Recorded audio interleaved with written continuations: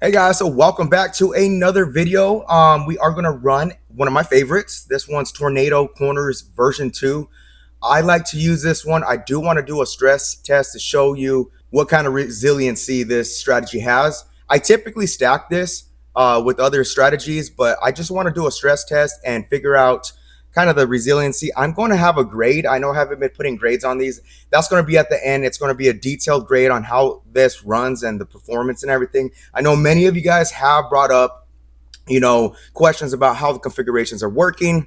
So I am going to go into detail about that a little bit more just to explain it and what the software is actually doing and how it decides its bet placement. But let's go ahead and just set everything up and then we'll go from there. Also, I do want to share the progressions that I'm going to be using down. It's going to be down in the description below. I'll probably end up pinning a comment as well so you guys can play. I'm going to go over how you could possibly play this manually too. I understand you guys don't have, besides the internet, they have access to this and they're playing around with a lot of the configurations and trying to fine tune it.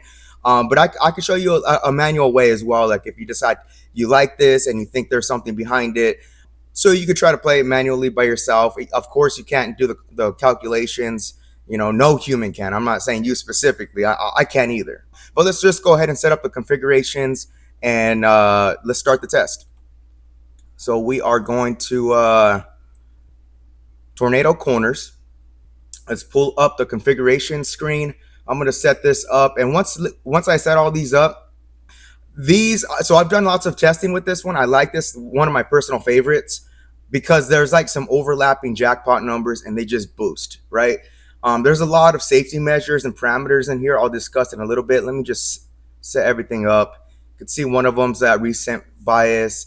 You can configure that however you want. I like the adaptive numbers of corners. I'll explain that here in a little bit. Rounding unit, we're going to use dollar units. And just for nice even numbers. Reset at session high. I'm going to go over that as well because these corners are running separate individual progressions by themselves, each corner, but they do work together as far as the reset goes. So the throttle percentage, I'm going to go over this as well, give you a good analogy about how this works. And let's see, just make sure everything's set up. So there's two in here. So that's custom two, right? It's just custom progression. And then I have another one, custom one, that I'm going to play together. You could play just the same progression. I find that running these two, and they're similar. They're not too aggressive. They're not too slow. They're kind of that sweet spot. So I'm just going to show you the progressions real quick. So you can see right there, it's 1 1 1 2 2. The second progression 1 1 2 2 3 3. I'll have that down in the link below so you guys could check it out if you guys like the progression. So let's go ahead and get things set up. And let's see. Okay, starting the test. I'm gonna keep the visuals on. I'm gonna just so you guys could see. So let me probably just pause it real quick. Okay, not a good spot to pause it. Let me keep going till there's an offset. Okay, nope, that's not a good spot either. Let's see, still base bet. Okay. Oh, still missed it. Sorry about that. Okay, right here's a good one. Okay, so looking at the board right here, you see the corner bets, right? So $2 on 4 of them. I'm running 5 corners, and that one's at $1. Remember, we're having 2 separate progressions here. Okay, I'm gonna just continue, but I'm just showing you that offset. So they are running all separate progressions simultaneously, but they're working together as one full system. So once it hits a session high, it's going to reset all of them. Okay. So one may kind of creep up and get a little high. And then, once a session high is achieved, it's just going to reset the bet back to its base level bet. Okay. So it does do like performance tracking. What the software is doing on the back end, for some of these configurations, just to go into a little bit more detail, right? So it's tracking the performance. It's reading and predicting patterns. Random is in there. There's a recent bias in there. It's tracking cold areas that might be due. So it might sneak a corner off in a cold section. So it's doing all this while the numbers are coming in. So ideally, okay, we're on a bad losing streak right here. Let's see. Okay. Ideally, it should be um, reading and getting better as the play progresses. That's why I was interested in running a longer format of testing. So that's why I did the stress test today. Okay, so big boost right there. So you can see it was probably one of those jackpot numbers that hit that boosted up the profit right there. But there's other factors in the configurations that we have set up. That's what's what it boils down to is risk management as well, right? So we have safety parameters in the configs and what's working in the back end of the software to take advantage of the pros of, like, for instance, I would deem this more aggressive play. I think this is a more aggressive strategy. You're only using 5 corners. They're not separated. There's going to be a lot of overlaps within those corners, which it is an aggressive way to play. But with that risk management and how you set up the configurations for a strategy is very important, right? So it's something where it's like you can take advantage of its aggressiveness and potentially make a ton of money with it, but also how some of these safety measures in place, right? So one of them is we have it's a throttle system, right? So a good analogy, I would say, so you could set this on the low side, you could set it on the high side, depending where your threshold is, how risky you want it to be, or how low risk you want it to be. So think about like a dirt bike. I grew up on a dirt bike. You know, you're ripping down the trails. You're not always on that throttle, right? Like you're on the throttle when things are going smooth. You know, when you're winning, you're on the throttle. But then if you start hitting a rough patch or a bunch of rocks or just some areas where you need to take it easy, you're not going to stay on that throttle, right? So that's kind of that built-in protection. You're going to reduce that throttle. You're going to lean off of it, and you could set that at different percentages, right? So depending on how aggressive you want to set it, you could pretty much, and honestly, you could turn that off as well. You don't even have to play with a throttle risk. So if you just want to let it run through its progression, you could do that as well. Or you could set the throttle risk as, maybe like 50%. So like once it gets to that 50% mark and you're on a rough like a rough patch, it's going to throttle off so you don't fall and crash. Also, so you don't bust. That's the analogy. So we do have that. We have step back start levels. Basically, let's say this progression is 18. I didn't count how many it is. Let's say it's 18 or 20 levels of progression. You can also set something up where, maybe at 15 you're getting high, you're creeping up into that progression, and you're like, oh, bets are a little high, uncomfortable. You could set that at a starting point where, like, maybe at that point you want to start, like I said, throttling back and maybe stepping back. So maybe once you hit that 15 level, you're like, I want to set it where once I hit that 15, I want it to drop back 2. I want it to drop back 5 levels in the progression, so you can manually do it as well. So there's a lot of things you could do that's when I bring it up. It's like you can technically use this and play with it manually yourself. So if it's something that you like, right now where it's kind of teetering up and down, it looks like we hit a profit high of 6. So we started with $1,000 bankroll. We did peak out at 627. We're about 500 spins in. You can see right there. But yeah, like let's say you wanted to play this manually, right? So a lot of these calculations humans simply can't do. That's why I think it's best, obviously to run with the software. Once we reach a date, I know we haven't launched it. We're nearing the end. The Nest is helping us a ton, so we are getting very, very close. And of course, when that happens, I'll announce that. But in the meantime, if I were to play something like this personally, you can play hot, cold areas, and then place your bet placements according to those areas. So for instance, let's say like you're going to use the 5 corners like I'm playing, and you do want to create some overlaps. You can base those off. Let's say you just want to run hot areas. You can base those bets off the wheel position, right? Playing neighbors. You can also do it based off of the board itself, the actual felt table. Let's say 20 hit last. You want to surround those 5 corners around 20, and then kind of play in that position too, or divvy it up by position. Like I like to play a lot of dozens, and I see very commonly like the last 2 dozens a hit. I prefer to play hot. I don't like to really chase unicorns with the cold streaks. But if you're gonna separate it, and you could just bunch them on, like, let's figure out, placement according to what dozens are hitting the most, right? So following that way of play would be like, okay, let's say I want to play with 10 corners. With those 10 corners, I want to cover two last to hit dozens. And then within those dozens, let's say hit 8 in one dozen and 28 in the third dozen. You could kind of group them around those areas. That would be a great way to play too if you wanted to play that way.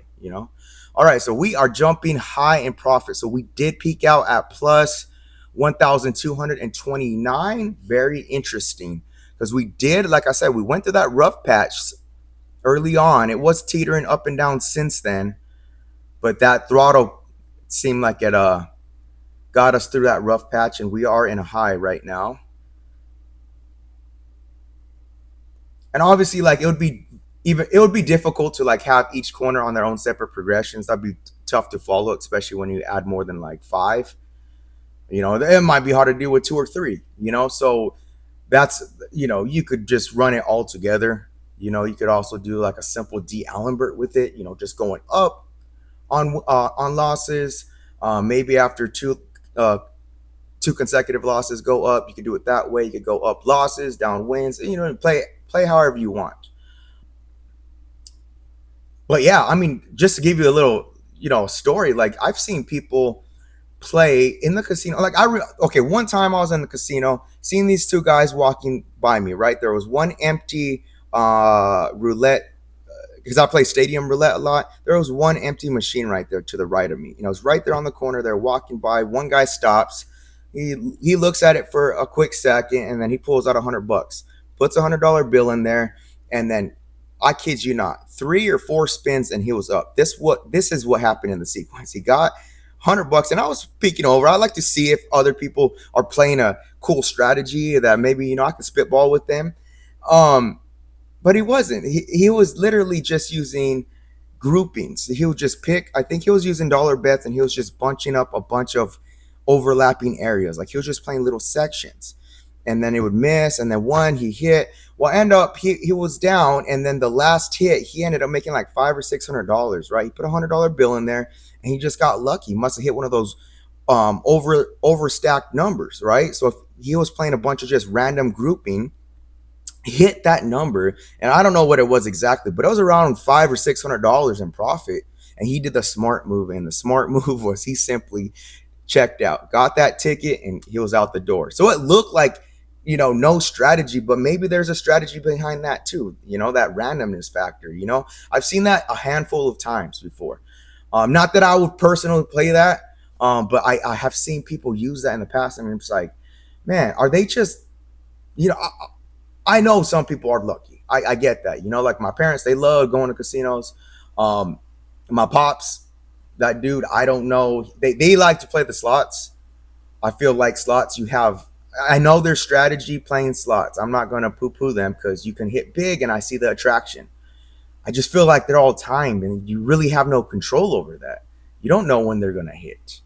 You know, I've been fooled and duped, and they tease you with all those visuals like, oh, this dragon, this pot's getting big, it's about a pop or whatever.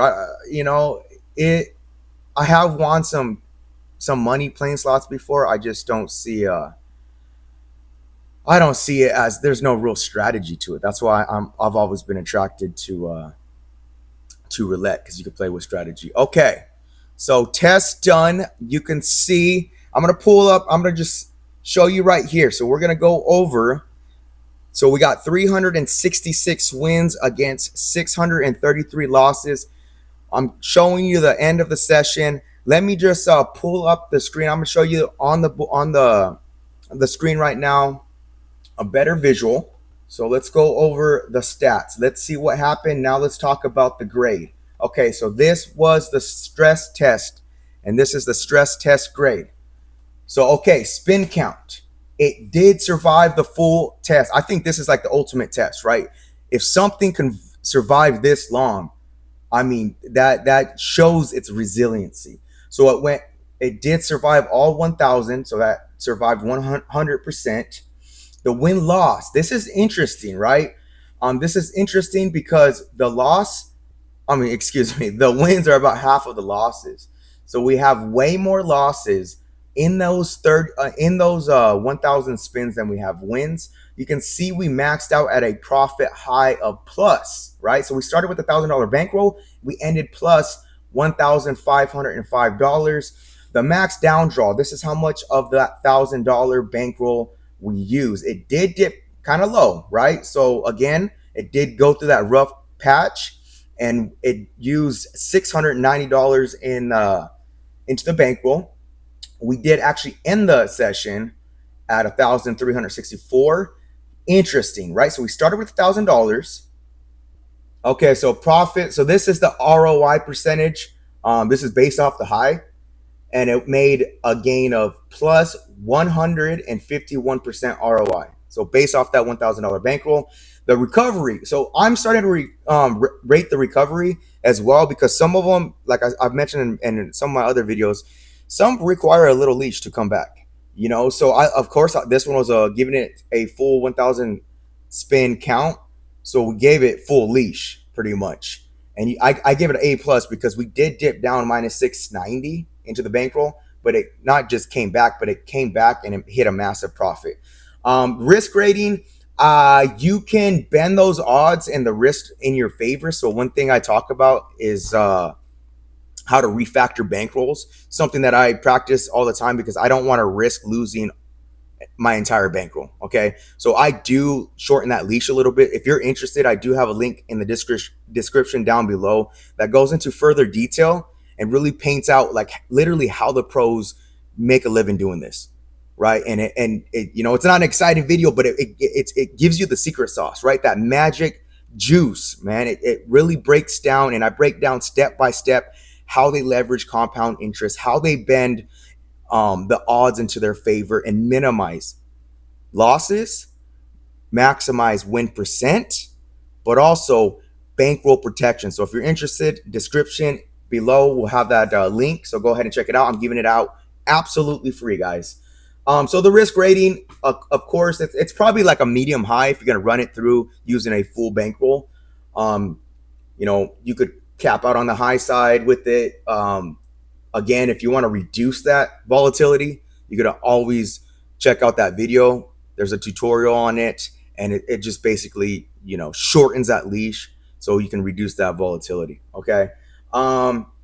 All right. So with that being said, let me know what you guys think about this video today. And till next time, guys, be cool, stay cool.